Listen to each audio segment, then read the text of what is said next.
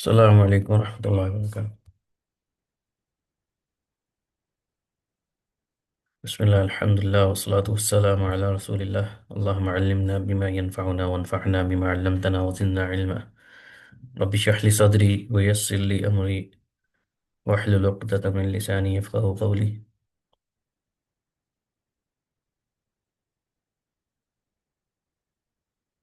پچھلے ہفتے ہمارا پہلا درس ہوا تھا اصول تفسیر کا، جس میں ہم نے اس کتاب میں جو کچھ بھی ہم نے پڑھنا تھا، اس کتاب کا مقدمہ ہم نے پڑھا۔ آج ہم باقاعدہ اس کا آغاز کرتے ہیں، جس کا پہلا موضوع ہے القرآن الکریم۔ تو آج کی کلاس میں ہم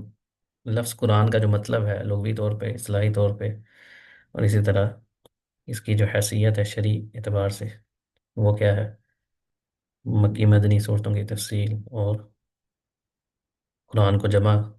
کیسے کیا گیا، اس کی کیا صورتیں تھیں، اور قرآن جو نازل ہوا 23 سال کے عرصے میں، اس کی کیا وجہ تھی، اور بھی اس قسم کے جو موضوعات ہیں ان کو سمجھنے کی کوشش کریں گے آج کی کلاس میں۔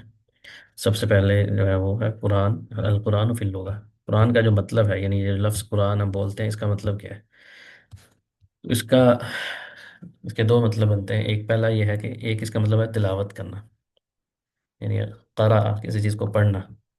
تو جس کو کثرت سے پڑھا جائے، القرآن وہ کتاب جس کو پڑھا جائے، تو تلاوت کرنے کے معنی میں یہ ایک معنی تو اس کا یہ ہے۔ اور دوسرے اس کا مطلب یہ ہے کہ وہ چیز جس کی تلاوت کی جائے، ایک ہے پڑھنا اور ایک ہے جس چیز کو پڑھا گیا ہے، اس کتاب کو قرآن کہتے ہیں۔ یہ دونوں معنی اپنی اعتبار سے، یہ لغوی اعتبار سے قرآن کا یہ لفظ اور یہ معنی بنتا ہے۔ دوسرا، شرعی اعتبار سے جو لفظ قرآن جب ہم بولتے ہیں اسے کیا مراد ہوتا ہے؟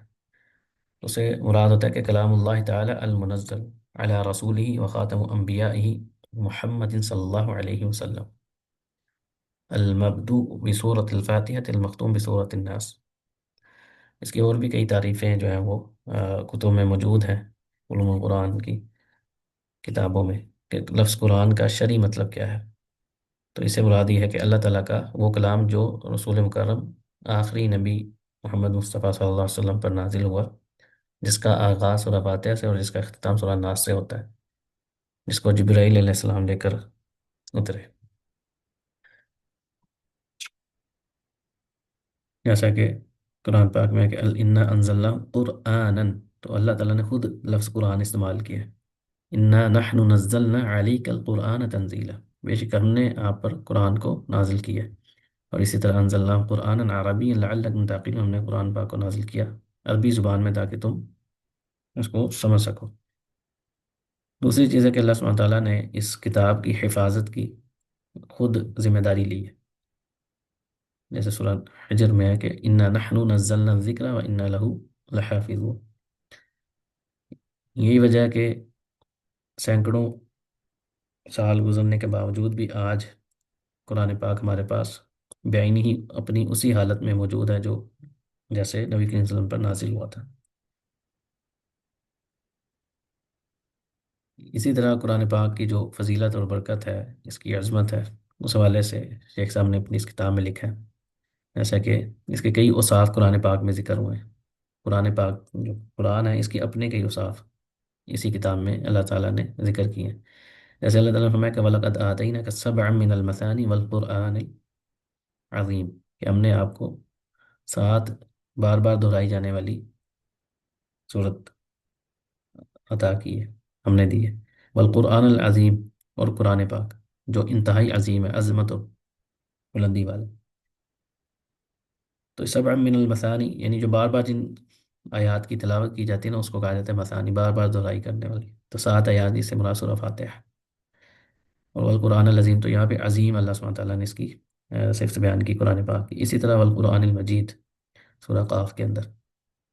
القرآن اور المجید کہتے ہیں بزرگی والا، شان و شوکت والا، مجد بزرگی کے لیے بولا جاتا ہے۔ اسی طرح اللہ تعالیٰ نے اس کتاب کی ایک اور کہا کہ کتاب انزلناہ الیک مبارک، تو یہ جو کتاب ہے یہ کیا ہے؟ برکتوں والی ہے، بابرکت کتاب ہے، مبارک ہے۔ تو جو بندہ اس کو پڑھتا ہے، جو کسی بھی لحاظ سے قرآن پاک ساتھ جڑتا ہے، وہ اس کی برکتوں سے محروم نہیں رہتا۔ تو قرآن پاک کی ایک صرف اللہ سبحانہ تعالیٰ نے یہ بھی ذکر کیا کہ یہ برکتوں والی کتاب ہے۔ اسی طرح اللہ تعالیٰ نے فرمایا وَهَذَا كِتَابٌ أَنزَلْنَاهُ مُبَارَكٌ، تو یہاں پہ بھی اس کی مبارک صفت ہے، فَاتَّبِعُوهُ وَاتَّقُوا لَعَلَّكُمْ تُرْحَمُونَ، تو تم اس کی پیروی کرو اور تقوی اختیار کرو تاکہ تم پر رحم کیا جائے۔ اسی طرح اللہ تعالیٰ نے لقرآن کریم، اسی طرح اللہ تعالیٰ ان هذا القرآن يهدي للتي هي اقوم، انتہائی سیدھا راستہ اس کی طرف اللہ یہ قرآن پاک جو ہے وہ کیا کرتا ہے، رہنمائی کرتا ہے۔ اسی طرح اور بھی قرآن پاک کے کئی اوصاف یہاں پہ ذکر کیے ہیں، جیسے اللہ تعالیٰ نے فرمایا کہ لو انزلنا هذا القرآن على جبل لرأيته خاشعا متصدعا من خشية الله، کہ اگر ہم اس قرآن کو پہاڑوں پر نازل کرتے، کسی پہاڑ پہ نازل کر دیتے، اس کی کیا تم دیکھتے کہ وہ انتہائی دبا ہوا سہما ہوتا ڈر کے مارے، قرآن کے ہیبت کی وجہ سے، جو پہاڑ متصدعا ٹکڑے ٹکڑے ہو جاتے ہیں من خشیت اللہ، اللہ کے خوف سے۔ قرآن اس قدر یہ بھی کیا ہے، قرآن کی ایک ہیبت ہے، تو یہ اگر پہاڑ پہ نازل ہوتا ہے تو پہاڑ کا یہ عالم ہوتا۔ اسی طرح اللہ تعالیٰ نے فرمایا وَإِذَا مَا أُنزِلَتْ سُورَةٌ فَمِنْهُم مَّن يَقُولُ أَيُّكُمْ زَادَتْهُ هَٰذِهِ، تو جب ہم اس کی کوئی صورت نازل کرتے ہیں تو ان میں سے وہ کہتا ہے کہ کون ہے جس کا اس آیت سے ایمان بڑھا ہے، تو پتہ یہ چلتا ہے کہ قرآن پڑھنے سے ایمان بڑھتا بھی ہے اور کم بھی ہوتا ہے۔ فَأَمَّا الَّذِينَ آمَنُوا فَزَادَتْهُمْ إِيمَانًا، تو جو ایمان والے ہوتے ہیں نا ان کا ایمان بڑھ جاتا ہے۔ وَأَمَّا الَّذِينَ فِي قُلُوبِهِم مَرَضٌ فَزَادَتْهُمْ رِجْسًا إِلَىٰ رِجْسِهِمْ، تو جن کے دلوں میں مرض ہے، نفاق ہے، کفر ہے، ان کا معاملہ کیا ہوتا ہے کہ جیسے کوئی صورت نازل ہوتی ہے، ان کی جو آلودگی ہے ان کے دن کے اندر، نجاست ہے، وہ مزید بڑھ جاتی ہے۔ اسی طرح اللہ سبحانہ تعالیٰ نے اس کا ایک مقصد یہ بھی ذکر کیا وَأُوحِيَ إِلَيَّ هَٰذَا الْقُرْآنُ لِأُنذِرَكُم بِهِ وَمَن بَلَغَ، کہ ہم نے اس کو میری طرف وحی کی جاتی ہے، وحی وحی کی جاتی ہے الیہ میری طرف هذا القرآن، یہ قرآن میری طرف وحی کیا جاتا ہے لِأُنذِرَكُم بِهِ، تاکہ میں اس کے ذریعے تم کو ڈراؤں، ومن بلغ، اور ہر اس شخص کے جس تک یہ پہنچے۔ اس کا ایک مقصد کیا ہے، انذار کرنا، لوگوں کو ڈرانا قرآن پاک کا۔ اسی طرح فلا تطیع الکافرین وجاہدہم بہ جہادا کبیرا، اس کا ایک مقصد یہ ہے کہ اس کے ذریعے جہاد کیا جائے، جو بڑا جہاد ہے۔ ایک تو جہاد ہے جو قتال کے ساتھ، تلواروں کے ساتھ، جنگوں کے شکل میں ہوتا ہے، یہاں یہ مقصد نہیں ہے کیونکہ یہ سورہ فرقان کی آیت ہے، اور سورہ فرقان جو ہے وہ مکی صورت ہے، تو مکہ میں تو جہاد فرض ہی نہیں ہوتا۔ تو یہاں پہ جو جہاد کی بات ہو رہی ہے وجاہدہم بہ، بہ سے مراد قرآن پاک ہے، اس کے ذریعے دعوت دی جائے، حق بات کی جائے، جو اللہ تعالیٰ کی توحید ہے اس کو بیان کیا جائے، شرک کی نفی کی جائے، تو یہ قرآن پاک کے اہم مقاصد میں شامل ہے۔ اسی طرح اللہ تعالیٰ نے فرمایا کہ وَنَزَّلْنَا عَلَيْكَ الْقُرْآنَ كِتَابًا تِبْيَانًا لِكُلِّ شَيْءٍ وَهُدًى وَرَحْمَةً وَبُشْرَىٰ لِلْمُسْلِمِينَ، قرآن پاک جو ہے نا ہر چیز کی کیا کرنے والا ہے، اس کو کھول کے بیان کرنے والا ہے ہر چیز کو۔ اس سے مراد حلال حرام کے احکام و مسائل ہیں، یہ ہر چیز سے مراد یہ نہیں جیسے بعض لوگ سمجھتے ہیں کہ ہر چیز کا اس میں بیان ہے، اس سے ہم مراد خاص طور پہ جو شرعی احکام ہیں ان کی ذکر۔ اسی طرح وَهُدًى وَرَحْمَةً، اور اس کے اندر کیا ہے، ہدایت ہے، رحمت ہے، کن کے لیے، اور بشرا، اور بشارتیں ہیں کس کے لیے، للمسلمین، مسلمانوں کے لیے۔ وَأَنزَلْنَا إِلَيْكَ الْكِتَابَ، وَأَنزَلْنَا إِلَيْكَ الْكِتَابَ بِالْحَقِّ مُصَدِّقًا لِمَا بَيْنَ يَدَيْهِ مِنَ الْكِتَابِ وَمُهَيْمِنًا عَلَيْهِ، کہ ہم نے آپ کی طرف کتاب نازل کی حق کے ساتھ، جو تصدیق کرتی ہے اس چیز کی جو اس سے پہلے والی ہے، کتابیں گزر چکی، وَمُهَيْمِنًا عَلَيْهِ، مہیمن بیسیکلی کہتے ہیں کہ اس کے اوپر حاکم ہے۔ فَاحْكُم بَيْنَهُم بِمَا أَنزَلَ اللَّهُ، یعنی پہلی والی جو کتابیں ہیں ان کو منسوخ کرنے والی بھی یہی کتاب ہے، یا ان میں سے جو چیزیں درست تھی ان میں ان کا انتخاب کرنا، اس کو جائز قرار دینا، کون سی چیز جائز ہے، کون سی حرام ہے، ان کے اوپر جو اصل حکم ہے وہ اسی کتاب کا چلے گا۔ والقرآن الکریم مصدر شریعہ، یہ شرعی حیثیت اس کی کیا ہے، یہ شریعت کا مصدر ہے، یعنی سب سے جو بنیادی دلیل ہے جہاں سے ہم شرعی احکام لیں گے وہ کیا ہوگا، شرعی اسلامی کا وہ قرآن پاک ہے، جو نبی کے وسلم پہ نازل ہوا اور تمام لوگوں کے لیے، جیسے اللہ تعالیٰ نے سورہ فرقان کی پہلی آیت ہے کہ تبارک الذی نزل الفرقان علی عبدہ لیکون للعالمین نذیرا، کہ پاک اور بابرکت ہے وہ ذات جس نے فرقان، یہ فرقان قرآن پاک کی صرف، کہ فرقان کو نازل کیا علی عبدہ، اپنے بندے پر، لیکون للعالمین نذیرا، تاکہ وہ کیا ہو، تمام جانوں کے لیے ڈرانے والا۔ اسی طرح اس کا ایک مقصد کیا ہے، لتخرج الناس، کتاب انزلناہ الیک لتخرج الناس من الظلمات الی النور، کیا کہ تو لوگوں کو نکالے من الظلمات، اندھیروں سے، کفر، جہالت، بدعات، گمراہی کے جو اندھیرے ہیں ان میں جو لوگ پڑے ہیں ان کو ان اندھیروں سے نکال کدھر ہے، الی النور، نور کی طرف۔ یہ بھی قرآن کے مقاصد میں باذن ربہم، ان کے رب کی اجازت سے، مرضی سے، الی صراط العزیز الحمید، جو ایسا راستہ ہے جو العزیز الحمید، یہ اللہ تعالیٰ کی صفت ہے، جو عزیز ہے، غالب ہے، طاقتور ہے، الحمید جو تعریف والا، جس کی تعریف کی جاتی ہے بہت زیادہ. اسی طرح اس کے جو دوسرا مظہر ہے، نہیں پہلا جو قرآن پاک ہے، اور دوسرا کیا ہے، نبی کریم صلی اللہ علیہ وسلم کی سنت. اور یہ بھی ہمیں قرآن پاک سے ہی پتہ چلتی ہے کہ اسلامی جو شریعت ہے، اس کے جو بنیادی مآخذ یا مصادر ہیں وہ کون سے ہیں. ایک پہلے قرآن پاک ہے، اور دوسرا کیا ہے، نبی کریم صلی اللہ علیہ وسلم کی سنت اور آپ صلی اللہ علیہ وسلم کی احادیث. تو سنت النبی مصدر التشریع، تشریع کا دوسرا مصدر کیا ہے، قرآن پاک کے بعد نبی کریم صلی اللہ علیہ وسلم کی سنت ہے. اور یہ بھی ہمیں قرآن پاک نے بتلایا کیسے کہ من یطیع الرسول فقد اطاع اللہ، جو نبی کریم صلی اللہ علیہ وسلم کی، رسول مکرم کی اطاعت کرے گا، حقیقت میں وہی اسی نے اللہ کی اطاعت کی. ومن تولی فما ارسلناک علیہم حفیظا، تو ہم نے ان کے اوپر تمہیں محافظ بنا کے نہیں بھیجا. اگر کوئی بندہ اعراض کرتا ہے آپ کی دعوت سے، آپ کی سنت سے منہ پھیرتا ہے، تو آپ کی اطاعت نہیں کرتا، تو آپ کا کام تو صرف کیا ہے، تبلیغ کرنا. اسی طرح ومن یعص اللہ ورسولہ، تو یہاں پہ اللہ اور اس کے رسول کی نافرمانی کے والے کہ جو بھی اللہ اور اس کے رسول کی نافرمانی کرے فقط ضل ضلالا مبینا. اللہ کی جو نافرمانی ہے ہمیں اس کے پتہ کیسے چلے گا کہ قرآن پاک، یہاں پہ قرآن پاک مراد ہے کہ اللہ کی جو احکامات ہیں ان کو نہ ماننا، اسی طرح رسول اللہ صلی اللہ علیہ وسلم کے احکام کو نہ ماننا. وما آتاکم الرسول فخذوه، جیسے سورہ حشر، کہ جو رسول تمہیں دے دیں اس کو لے لو. وما نہاکم عنہ فانتہوا، اس سے پتہ چلتا ہے یہاں قرآن کا ذکر نہیں ہے، رسول کا ذکر ہے کہ رسول تمہیں جو دے وہ لے لو، اور جس سے روک دے اس سے رک جاؤ. قل ان کنتم تحبون اللہ فاتبعونی، اگر تم اللہ سے محبت کرتے ہیں، فاتبعونی تو میری پیروی کرو، یحببکم اللہ، تو اللہ بھی تم سے محبت کرے گا. ویغفر لکم ذنوبکم، اور تمہارے گناہوں کو معاف کر دے گا. واللہ غفور رحیم. تو یہاں پہ بنیادی شرط کیا ہے، اللہ کی اگر محبت کسی کو چاہیے حاصل کرنی ہے تو وہ کیا کرے، اتباع کرے رسول مکرم صلی اللہ علیہ وسلم کی. تو رسول اللہ علیہ وسلم کی اتباع بنیادی مصدر ہے، آپ کی جو سنت ہے وہ شریعت کا بنیادی مصدر ہے. اسی طرح اب ہم پڑھیں گے قرآن کے نزول کے متعلق، کہ قرآن جو نازل ہوا وہ کب نازل ہوا، اور اس کی آگے تفصیل پڑھتے ہیں. کہ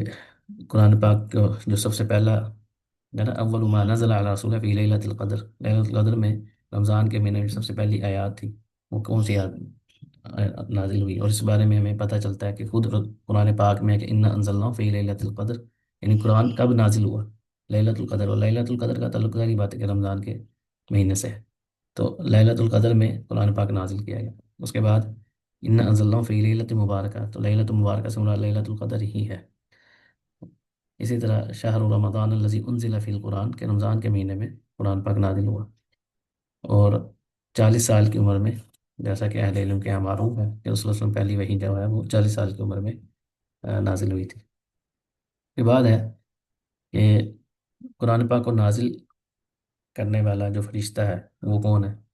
جبریل، احد الملائکۃ المقربین الکرام، جو اللہ کے سب سے مقرب فرشتے ہیں ان میں سے ایک ہے. اللہ تعالیٰ میں وَإِنَّهُ لَتَنزِيلُ رَبِّ الْعَالَمِينَ نَزَلَ بِهِ الرُّوحُ الْأَمِينُ، تو روح الامین سے مراد یہاں پہ جبرائیل علیہ السلام ہے. ٹھیک ہے، یہ قرآن پاک کے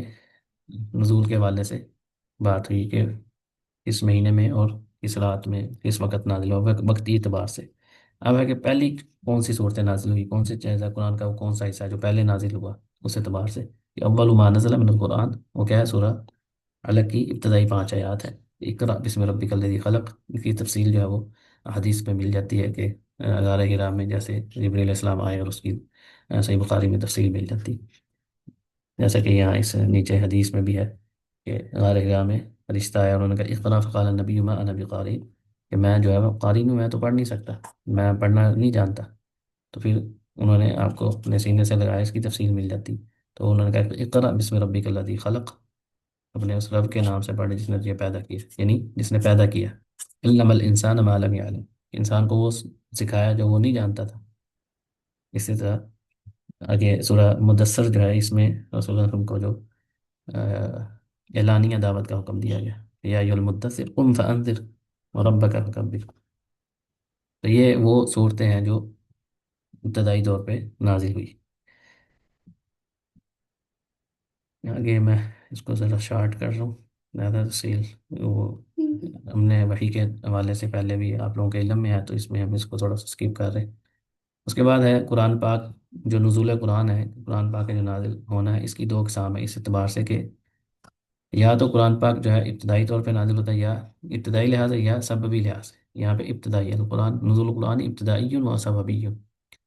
اس کی اس اعتبار سے دو قسمیں بیان کی ہیں۔ پہلی کیا ہے؟ ابتدائی، یعنی وہ ما لم یتقدم نزولہ سبب یقتضی، جس کا کوئی سبب نہ ہو، بغیر اس سے پہلے کوئی سبب ایسا نہ گزرا ہو، وجہ نہ گزری ہو جس کی وجہ سے قرآن کی کوئی آیت یا صورت اتری ہو، یعنی بغیر سبب کے، اس کو کہتے ہیں ابتدائی۔ تو وہ غالب آیات القرآن، تو قرآن کا جو غالب حصہ ہے وہ اسی لیے ایسے ہی نازل ہوا کہ اس کا کوئی خاص سبب نہیں تھا، کہ کوئی وجہ ہو، کوئی واقعہ ایسا ہوا جس کو بیان کرنے کے لیے قرآن نازل ہوا۔ جیسے کہ وَمِنْهُمْ مَنْ عَاهَدَ اللَّهَ لَئِنْ آتَانَا مِنْ فَضْلِهِ لَنَصَّدَّقَنَّ وَلَنَكُونَنَّ مِنَ الصَّالِحِينَ۔ ٹھیک ہے، اسی طرح یعنی یہ تو یہ معاملہ ہو گیا جیسے منافقین کے احوال اللہ تعالیٰ نے بیان کر دیے، اور کئی احکام جو ہیں وہ آ، قرآن پاک میں بیان ہوئے۔ اسی طرح دوسرا جو حصہ ہے وہ کیا ہے؟ سببی قرآن، یعنی جو کسی کوئی معاملہ پیش آیا، یا کوئی ایسا سبب ہوا، کوئی وجہ بنی جس کی وجہ سے اللہ تعالیٰ نے قرآن کو نازل کیا، تو یہ جو سببی اعتبار سے ہے اس کی کئی صورتیں ہیں۔ پہلی یہ ہے کہ کسی نے کوئی سوال رسول اللہ صلی اللہ علیہ وسلم سے پوچھا، تو رسول اللہ صلی اللہ علیہ وسلم کو اس کا جواب نہیں پتا تھا، تو آپ صلی اللہ علیہ وسلم رک جایا کرتے تھے، تو پھر جب وہی نازل ہوتی تو پھر جواب دیتے۔ تو اس کی کئی مثالیں ہیں، جیسے کہ قرآن پاک میں جہاں پہ بھی یہ ہے نا، یس کا، جن آیات کا اس لفظ سے آغاز ہوتا ہے، یس کا عن الأحلہ، ٹھیک ہے، یس کا عن المحیض، تو وہ سارے کیا ہے کہ وہ سوال پوچھتے تھے رسول اللہ صلی اللہ علیہ وسلم، تو پھر وہی نازل ہوتی تو آپ صلی اللہ علیہ وسلم جواب دیتے تھے۔ تو یہ جتنے بھی قرآن پاک کے جن میں آیات ہیں یسألونک کا، تو اس میں یہ ہے کہ سوال کیا گیا، ایک تو یہ سبب ہوتا ہے قرآن کے نازل ہونے کا، دوسرا یہ کہ کوئی ایسا واقعہ جس کو بیان کرنا یا جس سے لوگوں کو آگاہ کرنا ضروری ہو، جیسے ولا ان سألتهم ليقولن انما كنا نخوض ونلعب، تو یہ ایک واقعہ غزوہ تبوک کے موقع پہ پیش آیا تھا منافقین کے بارے میں، کہ ایک شخص تھا، اس نے غزوہ تبوک کے موقع میں کیا کہا کہ ما رأینا مثل قرائنا او قرائنا ہؤلاء ارغب بطونا،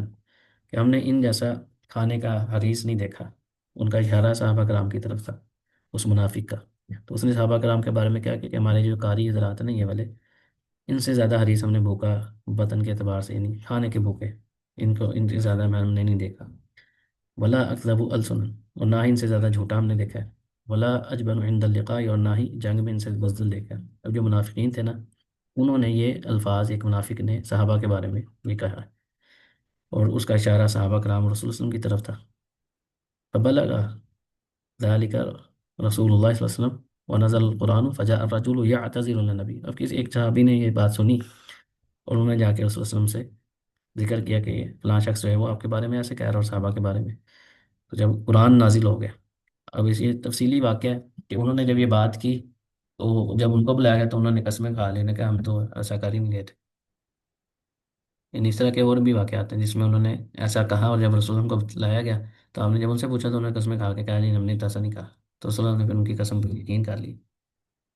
لیکن پھر وہی نازل ہوئی، اور ان کا حل اللہ تعالیٰ نے قرآن پاک میں بتایا، جیسے سورہ توبہ میں۔ تو یہاں پہ بھی یہ جو واقعہ ہے یہ بھی سورہ توبہ کی آیت ہے، ٹھیک ہے۔ تو اس میں بھی ایسا ہی ہے کہ انہوں نے صحابہ کے بارے میں بکواس کی،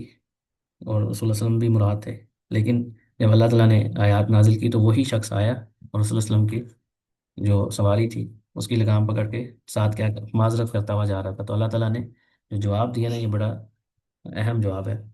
کہ اللہ تعالیٰ نے فرمایا اب اللہ و آیاتہ و رسولہ کنتم تستہزئون، یعنی اس نے جو کہا تھا نا، اس نے کہا کہ کننا نخوض و نلعب، جیسے اوپر غالباً یہ آیت گزری ہے، ہاں یہ ولا ان سألتم لیقولن انما کننا نخوض و نلعب، ہم تو صرف ہنسی مذاق کر رہے تھے، ہم تو کھیل کود کر رہے تھے، ہمارا مقصد وہ نہیں تھا، یعنی یہ ساری بات کر کے کہ ان سے زیادہ جھوٹا کوئی نہیں، حریص کوئی نہیں کھانے کا، اور بزدل کوئی نہیں، اس طرح کی باتیں کر رہے، کس کے بارے میں؟ نبی کریم صلی اللہ علیہ وسلم کے بارے میں اور صحابہ کے بارے میں۔ اور جب ان کو پوچھا گیا تو اس نے کہا جی ہم تو کھیل کود کر رہے تھے، ہم تو ہنسی مذاق کر رہے تھے، تو اللہ تعالیٰ نے کہا اب اللہ و آیاتہ و رسولہ کنتم تستہزئون، کہ اللہ، اس کی آیات، اس کا رسول ہی تمہیں مذاق کے لیے بھیجے۔ تو اللہ تعالیٰ نے آگے فرمایا لا تعتذروا قد کفرتم بعد ایمانکم، عذر پیش نہ کرو، تم کافر ہو گئے ہو ایمان لانے کے بعد۔ تو یہاں اس آیت میں سورہ توبہ کی اللہ سبحانہ تعالیٰ نے صحابہ کا مذاق اڑانے والوں کو، صحابہ کو برا بھلا کہنے والوں کو کیا کہا ہے کہ تم کافر ہو گئے ہو ایمان لانے کے بعد؟ تو یہ صحابہ کا معاملہ ہے، جب اس پہ آج بات کی جاتی تو بعض ایسے بدبخت ہے جیسے کہ مرزا جیلمی، اس کی آپ گفتگو سنیں تو یہ کہتا ہے میں سیدنا معاویہ کے بارے میں خاص طور پہ کہ میں ان کو صحابی تو مانتا ہوں، لیکن میرا دل نہیں کانتا کہ ان کو میں رضی اللہ تعالیٰ عنہ کو، اور بنو امیہ کے بارے میں الٹی سیدھی باتیں، اور بھی کئی ایسے لوگ ہیں جو جو صحابہ کے بارے میں، یا تو جمیع صحابہ کے بارے میں ایسے کرتے ہیں، یا بعض ابو سفیان رضی اللہ تعالیٰ عنہ، سیدنا معاویہ رضی اللہ تعالیٰ عنہ، اس طرح یا اس خاندان سے جو صحابہ ہیں ان کے بارے میں الٹی سیدھی بکواس کرتے ہیں، یا لوگوں کے ذہنوں میں شکوک و شبہات پیش کرتے ہیں، اور پھر وہ سمجھتے ہیں کہ ہم بڑا حق بیان کر رہے ہیں۔ تو یہاں پہ صحابہ کے بارے میں صرف کیا کرنے پہ وہ عذر بھی پیش کر رہے ہیں کہ ہم تو بس ہنسی مذاق کر رہے تھے، تو اللہ تعالیٰ نے کیا کیا کیا کہ اللہ اس کی آیات اور اس کے رسول کی تمہیں مذاق کے لیے ملے، حالانکہ یہاں پہ انہوں نے اللہ کا تو مذاق نہیں اڑایا، ان کا اشارہ تو صحابہ کرام کی طرف تھا۔ تو لہذا جو لوگ بھی ایسے لوگوں سے متاثر ہیں، یہ سمجھتے کہ تو ان کو اپنے ایمان کی فکر کرنی چاہیے کہ جن کا اپنا ایمان ہی ان کا بیڑا غرق ہو گیا، چاہے کوئی بندہ کہ جی میں بڑی صحابہ کی شان بیان کرتا ہوں، پھر کسی ایک صحابی کے بارے میں لوگوں کے دلوں میں شکوک و شبہات پیش کرے غلط اور جھوٹی طریق بیان کر کے، تو اس کو اپنے ایمان کی بھی فکر کرنی چاہیے، اور جو لوگ ان سے متاثر ہیں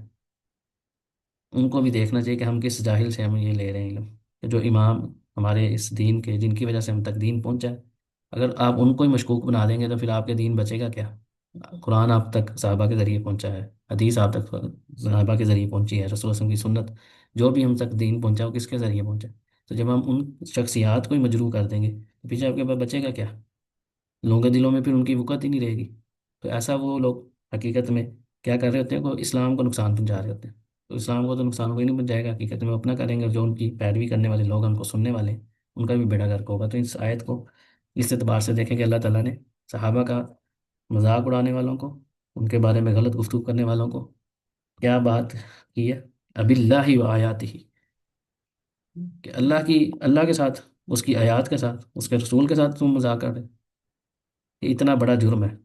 لا تعتذروا قد کفرتم، یہ سورہ توبہ کی آیت نمبر 65 ہے، اس کے جو 64 نمبر آیت ہے، 65 نمبر، ان کو پڑھیں اور اس کی تفسیر پڑھیں کہ اللہ تعالیٰ نے وہاں پہ کس قدر سختی سے ان کو جو ہے نا وہ کہا کہ لا تعتذروا قد کفرتم بعد ایمانکم، عذر بھی اللہ تعالیٰ نے ان کا قبول نہیں کیا۔ اس لیے وجہ سے یہ صحابہ کا معاملہ ہے آج بڑے افسوس کے ساتھ بتانا پڑتا ہے کہ مسلمانوں کو یہ بات سمجھانا ہم سے چاہ رہے ہیں کہ صحابہ کی بھی شان، یعنی کس قدر فتنوں کا شکار ہو گئے ہم لوگ، کہ صحابہ کے بارے میں ہی ہمیں ایک مسلمان کو سمجھانا پڑ رہا ہے کہ اللہ کے بندوں صحابہ کے بارے میں اپنے حسن زن رکھو، یعنی ایسا یہ سوچ کے بھی انسان کو یعنی حیرانی ہوتی ہے کہ کیا ایسا کوئی مسلمان ہو سکتا ہے جو صحابہ کے بارے میں بدگمانیاں پیدا کرے؟ بڑی حیرانی ہوتی ہے یہ چیزیں سن کے کہ آج کس قدر ہم جو ہے نا فتنوں کا شکار ہوں گے کہ صحابہ کا دفاع کرنا پڑ رہا ہے ہمیں، یعنی یہ بھی کوئی بات ہے کرنے والی کہ ایک بندہ مسلمان ہو اور وہ صحابہ کے بارے میں بدگمانی کا شکار ہو جائے؟ تو ایسا کوئی بھی شخص ہو، کسی بھی مسلک سے اس کا تعلق ہو، علامہ فہامہ جو بھی ہو، جس مرضی تاریخ کو وہ بیان کر رہا ہو، ایسے شخص سے اپنے آپ کو بچائیں، خود بھی بچیں دوسروں کو بھی بچائیں، اور اس کی گفتگو میں اس کی چرب زبانی سے متاثر نہ ہو۔ کوئی بھی شخص ایسا اگر آپ کو کسی بھی صحابی کے بارے میں بدگمانی پھیلاتا ہے یا ان کی شان میں گستاخی کرتا ہے یا اس کو کم کرنے کی کوشش کرتا ہے، تو وہ تو اللہ کے اولیاء تھے، ان کی شان میں تو کمی نہیں ہوگی۔ ایسا شخص دنیا میں بھی ذلیل ہوتا ہے، آخرت میں تو انشاءاللہ ہوگا ہی، کیونکہ ایسا شخص ظاہری بات ہے کہ مومنین کے ساتھ تو نہیں ہوگا جو بھی صحابہ کے بارے میں ایسے معاملات کرتا ہے۔ تو یہ اس آیت میں میں نے اس لیے بات کی ہے کہ اس نے منافقین نے صحابہ کے بارے میں بات کی تھی، تو یہ بھی ایک سبب تھا۔ تو اللہ تعالیٰ نے یہ آیات جو نازل کی ہیں قرآن یہ جو سببی نزول ہے، ایک تو ابتدائی ہو گیا کہ جس میں کوئی خاص سبب نہیں ہوتا قرآن کو نازل کرنے کا، اور ایک ہے کہ اسباب کی وجہ سے کسی نے کوئی سوال پوچھ لیا یا کوئی واقعہ پیش ہو گیا، جیسے واقعہ عفق جو تھا، جب سیدہ عائشہ پہ الزام لگا تھا تو نبی کریم صلی اللہ علیہ وسلم پریشان تھے، پروپیگنڈا پورے مدینے میں پھیلا ہوا تھا، تو پھر آیات نازل ہوئی اور سیدہ عائشہ کو اللہ سبحانہ تعالیٰ نے ان کی پاک دامنی کو ثابت کیا، تو وہ ایک سبب تھا اس واقعے کا بیان کرنے کا۔ اسی طرح یہ جو منافقین نے جب صحابہ کا مذاق اڑایا، ان کے بارے میں غلط گفتگو کی، تو اللہ تعالیٰ نے ان آیات کو نازل کر کے منافقین کا جو پردہ تھا، وہ جھوٹ بول رہے تھے کہ ہم تو معاشی مذاق کر رہے تھے، اس کو چاک کیا۔ اسی طرح ایک عورت جو ہے وہ رسول اللہ صلی اللہ علیہ وسلم کے پاس آئی، یہ 28ویں پارے کی پہلی آیت ہے سورہ مجادلہ کی، کہ اس کے شوہر نے، جیسے پہلے ہوتا ہے نا طلاق دینا، تو اسی طرح ہوتا ہے کہ وہ لوگ کہتے تھے کہ تمہاری پیٹ جو ہے نا وہ میری ماں کی طرح کے ہے، تم مجھ سے اسی طرح حرام ہو جیسے میری ماں مجھ پہ حرام ہے، اس طرح کی وہ بات کرتے تو اس کو زہاق بول۔ تو اب وہ عورت کہنے لگی، اس نے بولا میرا اس میں کیا قصور ہے، وہ پریشان تھی، رسول اللہ کے پاس آئی اور آپ اسے اس معاملے کا حل پوچھنے لگی، تو اللہ تبارک تعالیٰ نے یہ آیات نازل کی جس میں آگے تفصیل کی کہ اس کا کیا ہے کہ ایک جو ہے وہ جو بندہ بھی ایسی حرکت کرے گا وہ کیا کرے گا، ایک غلام کو آزاد کرے، اگر غلام آزاد نہیں کرنا تو 60 روزے رکھنے پڑنے مسلسل، یعنی ایک معمولی بات نہیں کہ اپنی بیوی کو کہہ دے تمہاری تم مجھ پہ اس طرح حرام جیسے میری ماں ہے یا کوئی ماں بہن کے، یعنی جو ابدی حرمت والے رشتے ہیں ان سے مثال لے کے اپنی بیوی کے بارے میں ایسی بات کر دیں، تو یہ پھر مرد کے لیے جو بندہ ایسا کرے گا اس کو یہ سزا ہے کہ وہ یا غلام آزاد کرے گا یا پھر کیا کرے، 60 روزے رکھے گا۔ اچھا، اس کے بعد یا پھر کھانا کھلانے کا بھی کم، بہرحال یہ ہے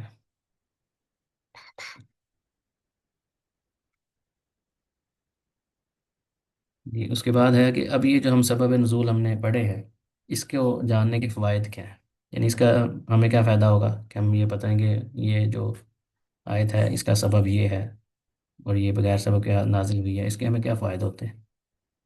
تو اس کے مختلف مختصر فوائد یہاں پہ شیخ صاحب نے ذکر کیے ہیں۔ پہلے تو یہ ہے کہ بیان ان القرآن نزل من اللہ، ہمیں یہ پتہ چلتا ہے کہ یہ اللہ کی نازل کردہ کتاب ہے، اللہ نے نازل کیا، کیونکہ رسول اللہ کو اگر پتہ ہوتا تو رسول اللہ اپنی طرف سے جواب دے دیتے جب کوئی سوال پوچھا جاتا تھا، یا کوئی ایسا واقعہ پیش آ گیا جیسے سیدہ عائشہ پہ الزام لگا، تو جو لوگ کہتے تھے کہ اس شخص نے قرآن خود بنا لیا ہے، تو رسول اللہ صلی اللہ علیہ وسلم اسی وقت نفی کر دیتے، یعنی آپ کی سب سے چہیتی بیوی کے بارے میں اس طرح کی گفتگو ہوئی، اسی طرح منافقین نے معاملہ کیا، تو رسول اللہ علیہ وسلم کو پتہ ہوتا یا خود انہوں نے قرآن اپنے سے گھڑا ہوتا یا کسی نے سکھایا ہوتا، تو رسول اللہ علیہ وسلم اسی ٹائم کیوں نہیں کیا، اتنا انتظار کیوں کرتے تھے؟ پتہ چلتا ہے کہ یہ اللہ تعالیٰ کا کلام ہے جو نبی کے وسلم پہ وحی کے ذریعے نازل ہوا۔ اسی طرح رسول اللہ علیہ وسلم کو سوال پوچھا جاتا تھا تو اگر آپ کو جواب نہیں ہوتا تو آپ وسلم رک جاتے تھے جب تک وہی نازل نہیں ہوتی تھی۔ اسی طرح رسول اللہ علیہ وسلم سے روح کے بارے میں سوال کیا گیا تو اللہ تعالیٰ نے وہی نازل کی کہ قل الروح من امر ربی وما اوتیت من العلم الا قلیلا، یہ روح جو ہے یہ تو میرے رب کا حکم ہے، اس کی اس کی تفصیل نہیں ہے، تمہیں تو تھوڑا سا علم دیا گیا۔ تو یہ جیسا کہ اس حدیث میں آگے انہوں نے بیان بھی کیا کہ عبداللہ بن مسعود رضی اللہ عنہ فرماتے ہیں کہ ایک شخص آیا یہودیوں میں سے، اس نے آ کے نبی کے وسلم سے کہا کہ یا ابو القاسم مر روح، روح کیا ہے؟ فسکت وفی لفظ فامسک النبی صلی اللہ علیہ وسلم، یہ کہ آپ وسلم خاموش ہو گئے، یا ایک دوسری حدیث میں کہ اس بات نے، اس سوال نے رسول اللہ کو روک دیا، یعنی اسے یہ بھی اندازہ کریں کہ رسول اللہ بھی اپنی طرف سے جواب نہیں دیتے تھے، تو ان لوگوں کے لیے اس میں سبق ہے کہ جو بغیر علم کے قرآن پاک کے معنی اور تفاسیر بیان کر رہے ہیں، بڑے وثوق سے کہہ رہے تھے اس کا مطلب تو یہ ہے جی، ان سے پوچھا جائے بھی آپ نے کہاں سے یہ مطلب اخذ کر لیا، 14 سال میں کسی عالم نے یہ مطلب بیان نہیں کیا، نہ صحابہ نے بیان کیا، تم نیا مطلب لے کر آ گئے، اور ساتھ وہ بڑے اس سے یہ بھی بات کر رہے تھے کہ یہ معنی آپ کو کسی نے نہیں بتانا، یہ جو میں آپ کو بتا رہا ہوں نا اس سے پہلے آپ کو کسی نے نہیں بتایا ہوگا، تو یہ بات ہی اس کو سوچنی چاہیے کہ وہ کہاں سے پھر یہ معنی بیان کر رہا ہے جس کی کوئی اصل ہی نہیں ہے اس کے پاس۔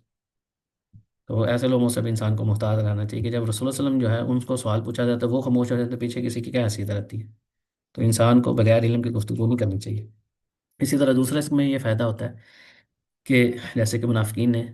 سورہ منافقون میں اللہ تعالیٰ نے فرمایا کہ انہوں نے کہا کہ لئن رجعنا الی المدینہ لیخرجن الاعز من الاذل، اگر ہم مدینہ میں واپس لوٹیں گے تو وہاں پہ جو باعزت لوگ ہیں نا وہ ذلیل لوگوں کو نکال دیں گے، وہ خود کو باعزت سمجھ رہے تھے منافقین، اور صحابہ اور رسول مکرم صلی اللہ علیہ وسلم کے بارے میں انہوں نے یہ بات کی کہ جو وہاں کے باعزت اور عزت والے لوگ ہیں وہ جو ذلیل لوگ ہیں ان کو نکال دیں گے۔ اب یہ بات جب انہوں نے کی تو زید بن ارکم رضی اللہ تعالیٰ عنہ انہوں نے یہ بات سنی، عبداللہ بن ابئی رضی اللہ عبداللہ بن ابئی جو ہے رأس المنافقین، جو منافقین کا سردار تھا، وہ ایسی بات کر رہا تھا اور وہ رسول اللہ علیہ وسلم کے بارے میں ایسی گفتگو کر رہا تھا، تو آپ صلی اللہ علیہ وسلم کو آ کے زید بن ارکم رضی اللہ تعالیٰ نے جب بتلایا کہ انہوں نے ایسے کہا تو رسول اللہ علیہ وسلم نے ان کو بلا لیا، اب وہ تو منافقین تھے تو انہوں نے جب ان کو بلایا اس کے منافقین کو اور اس کے جو عبداللہ بن ابی اور اس کے ساتھیوں کو، تو انہوں نے قسم کھا کے کہا فحلفوا ما قالوا، انہوں نے قسم اٹھائی، انہوں نے کہا کہ بھئی ہم نے تو ایسا کہا ہی نہیں، تو رسول اللہ صلی اللہ علیہ وسلم نے ان کی قسم پہ اعتبار کر لیا۔ اب یہ ظاہری بات ہے کہ یہ جو بات تھی یہ زید بن ارکم رضی اللہ تعالیٰ عنہ جو تھے نا ان کے لیے تو بڑی تھی نا، کہ میں نے ایک آ کے بات بتلائی اور انہوں نے آگے سے قسم اٹھا کے انکار کر دیا اس چیز کا، ان کے یہ بڑی گراں گزری۔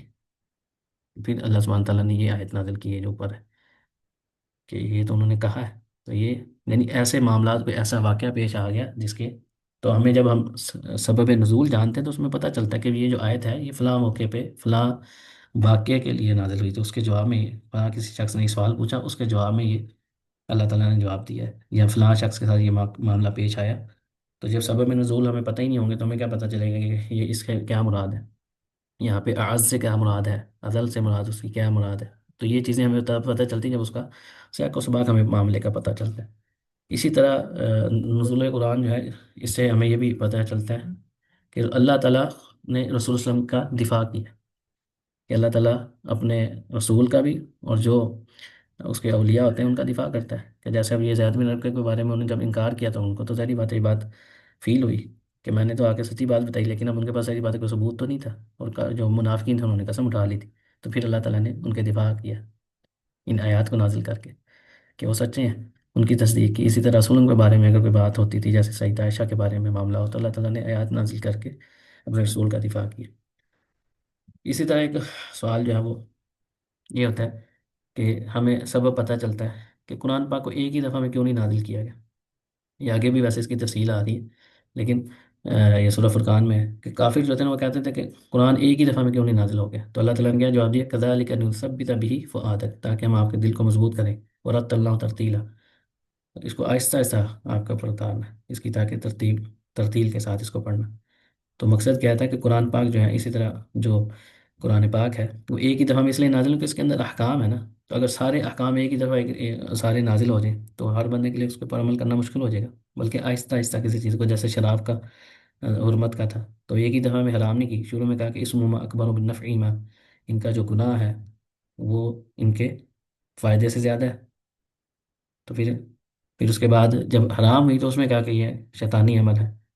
تو میں یہ نہیں کہ ایک ہی دفعہ پھر ایک میں یہ کہا کہ جب تم نشے کی حالت میں تو نماز کے قریب نہ جاؤ، یعنی پہلے جو لوگ عادی ہوتے ہیں ان کے لیے کسی کام کو چھوڑنا اتنا آسان نہیں ہوتا۔ اسی طرح اگر آپ دیکھیں جہاد کے جو احکام ہیں وہ فوراً اللہ تعالیٰ نے سب پہ جہاد فرض نہیں قرار دیا، اس کی مختلف صورتیں ہیں، شروع میں صرف ان لوگوں کو حکم دیا جن کے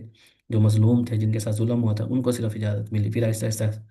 اس کے احکام نازل ہوئے۔ تو اس کی کئی حکمتیں ہوتی ہیں کہ قرآن پاک کو جو ہے وہ مختلف اس میں نازل کیا جائے۔ تو یہ تیسرا فائدہ ہم پہلے ہی پڑھ چکے ہیں کہ اللہ تعالیٰ اپنے اس عمل کے، فائدہ یہ ہے کہ بندہ، اس کا ایک سبب یہ ہوتا ہے کہ جیسے صحیح بخاری میں ہے کہ سیدہ عائشہ رضی اللہ تعالیٰ عنہ جو ہے ان کا ہار گم گیا، تو رسول اللہ علیہ وسلم کسی سفر میں تھے، آپ نے رکے اور اس کو تلاش کے لیے، تو وہاں پہ پانی بھی نہیں تھا، تو اللہ تعالیٰ نے تیمم کی آیت نازل کر دی کہ جب پانی نہیں ہے تو تیمم ہو۔ تو سعید بن خزیر کہتے کہ ماں ہی ابی اول برکاتکم یا اعلیٰ ابی بکر، یہ کوئی پہلی برکت نہیں ہے خاندان ابو بکر، یعنی تمہاری وجہ سے پہلے بھی ہمیں بڑی برکتیں نصیب ہوئی ہیں۔ تو دین کے کئی معاملات ہیں جو آپ کو صرف یہ خاندان جو ابی بکر ہے، ابو بکر صدیق اور ان کا اہل و عیال ہے، ان کی آپ کو برکتیں کئی جگہ پہ ملتی ہیں۔ تو انہوں نے اس حدیث کو بیان جب یہ کیا کہ ان کی وجہ سے تیمم کی آیت نازل ہو گئی، انہوں نے یہ ان کی تعریف کی، سیدنا ابو بکر صدیق اور ان کی آل کی۔ تو اس کا سبب نزول پتہ چلتا ہے کہ جو تیمم کی آیات ہیں اس کی کیا وجہ تھی، اس کے پیچھے کیا واقعہ ہوا تھا۔ تو اللہ سبحانہ تعالیٰ اپنے بندوں کے اوپر کوئی اگر پریشانی یا سختی ہوتی ہے تو اس کو دور کرتے ہیں، اس کے لیے آسانی کرتے ہیں۔ تو یہ بھی ہمیں ان آیات کے اسباب کو جاننے کے بعد ہی پتہ چلتا ہے۔ اسی طرح چوتھا فائدہ یہ ہوتا ہے کسی آیت کے یا کسی صورت کے نزول کو، کے سبب کو، کہ کس وجہ سے یہ صورت یا آیت نازل ہوئی ہے، اس کو جاننے کے کہ ہمیں آیت کا درست معنی پتہ چلتا ہے۔ جیسے اللہ تعالیٰ نے فرمایا ان الصفا والمروۃ من شعائر اللہ فمن حج البیت او اعتمر فلا جناح علیہ ان یطوف بہما۔ تو بعض یہ سمجھتے تھے کہ یہ جو امر جاہلیہ ہے، یعنی پہلے سے لوگ یہ نا صحیح کر رہے ہیں، تو بعض لوگ اس کو صحابہ نے سمجھا کہ شاید یہ اس کا تسلسل ہی نہ ہو، تو اللہ سبحانہ تعالیٰ نے کہا کہ یہ صفا والمروہ جو ہے یہ اللہ تعالیٰ کے شعائر میں سے ہے، تو ان کے طواف کرنے میں کوئی حرج نہیں ہے، نہیں یہ کہ تمہیں دل میں یہ چیز فیل ہو رہی تو ایسی چیز نہیں ہے، بلکہ یہ کرنا چاہیے۔ تو اسے پتہ، اس کا درست معنی پتہ چل جائے گا۔ لیکن ویسے اگر ہم دیکھیں گے تو اس کا مطلب یہ ہے کہ ان کا طواف کرنے میں کوئی، یعنی فلا جناح علیہ، جناح بیسیکلی کہتے ہیں جیسے کوئی حرج والی بات ہوتی ہے، ٹھیک ہے، تو ظاہری طور پہ کیا ہے کہ ان غایت امر السعی بینہما ان یکون من قسم المباح، کہ مباح کی اس میں سے ہے، ٹھیک ہے۔ تو اس میں جیسے اب اس کا سبب جو ہے نا، عاصم بن سلمان کہتے ہیں کہ میں نے انس بن مالک رضی اللہ عنہ پوچھا صفا مروہ کے بارے میں، تو انہوں نے کہا کہ ہم اس کو جاہلیت کے کاموں میں سے کوئی کام سمجھتے تھے. فلما کان الاسلام امسکنا عنہم، جب اسلام آیا تو ہم رک گئے صحیح کرنے سے. یہ تو ہم جاہلیت کے کام میں ہم کرتے تھے، تو اب نہیں. تو فانزل اللہ تعالیٰ ان الصفا والمروة من شعائر اللہ ان يطوف بهما وبهذا عرف ان نفي الجناح ليس المراد به بيان اصل حكم السعي. تو اس میں جو لیس الجناح سے مراد ہے نا، یہاں پہ اس چیز کی نفی ہو رہی ہے جو انہوں نے وہ رک گئے تھے صحیح کرنے سے. یہاں یہ ہے، اسے مراد یہ نہیں ہے کہ ان کا کر لے تو ٹھیک ہے نہ کرو، بلکہ اس امر کی کہ جس کو وہ جاہلیت کا امر سمجھ رہے تھے اس کی نفی کی ہے اللہ سبحانہ تعالیٰ نے. لیکن اصل حکم باقی ہے کہ اس کی صحیح کرنا کیا ہے، کہ من یہ تو اللہ تعالیٰ کے شاعر میں سے ہے، جو دین کے شاعر کہتے ہیں علامات جو بڑی مین ہوتی. اسی طرح اس کے بعد ہے عموم اللفظ و خصوص السبب. یہ چونکہ تھوڑا سا تفصیلی معاملہ ہے اور ہمارا ٹائم جو ہے وہ ختم ہو گیا. یہ ایک باقاعدہ ایک قاعدہ ہے، جب آپ قواعد قرآن علوم القرآن کی تفسیر اس میں جاتے ہیں تو یہ ایک بڑا قاعدہ ہے کہ العبرۃ بعموم اللفظ لا بخصوص السبب، کہ کسی وجہ سے اگر کوئی قرآن نازل ہوا ہے کسی واقعے کی وجہ، تو یہ جیسے ہم نے اوپر پڑھا کہ وہ شوہر نے اپنی بیوی کو اگر تو مجھ پہ حرام ہے زہار کر دیا، تو یہ نہیں کہ صرف اس بندے کے ساتھ وہ خاص ہے، بلکہ اس کے بعد میں بھی جو لوگ آئیں گے ان کے لیے بھی ہوگا. یعنی اگر کسی واقعے کے کسی خاص موقع پہ قرآن کسی اس مقصد کے لیے نازل ہوا ہے تو یہ نہیں کہ صرف اب یہ جو قرآن کی آیات ہوئی ہیں صرف اس شخص کے ساتھ خاص ہیں، بلکہ بعد والوں کے لیے بھی عام ہے. یعنی اس لفظ کا عموم مطلب لیا جائے گا چاہے اس کا سبب کوئی خاص ہو. اس کی تفصیلی ہے یہ انشاءاللہ اگلے ہفتے ہم کریں گے، کیونکہ ہمارا ٹائم اب ختم ہو گیا، 1 منٹ رہ گیا. تو یہیں سے ہم انشاءاللہ اگلے ہفتے شروع کریں گے. سبحانک اللہم و بحمدک نشہد ان لا الہ الا انت نستغفرک و نتوب الیک وصلی اللہ علی نبینا محمد وعلی آلہ وصحبہ اجمعین. اگلے ہفتے بھی اس کی بڑی اہم مباحث آ رہی ہیں. مکی مدنی صورتوں کی تفصیل پڑھیں گے، یہ مکی صورتیں کون سی ہیں، مدنی کون سی ہیں، ان کی نشانیاں کون سی، کیسے پتہ چلتا ہے کہ یہ مکی مدنی ہے صورت ہے. ان کی تفصیل پڑھیں گے. اس طرح قرآن کو جمع کرنے کے حوالے سے بڑا دلچسپ اگلی کلاس میں بحث ہوگی انشاءاللہ. تو اگلے ہفتے بھی کوشش کیا کریں ٹائم سے جو ہے نا وہ کلاس میں آیا کریں، تاکہ وقت پہ کلاس شروع ہو اور زیادہ سے زیادہ ہم فائدہ اٹھا سکیں. سبحانك اللهم وبحمدك نشهد أن لا إله إلا أنت نستغفرك ونتوب إليك وصلى الله على نبينا محمد وعلى آله وصحبه أجمعين والسلام عليكم ورحمة الله وبركاته.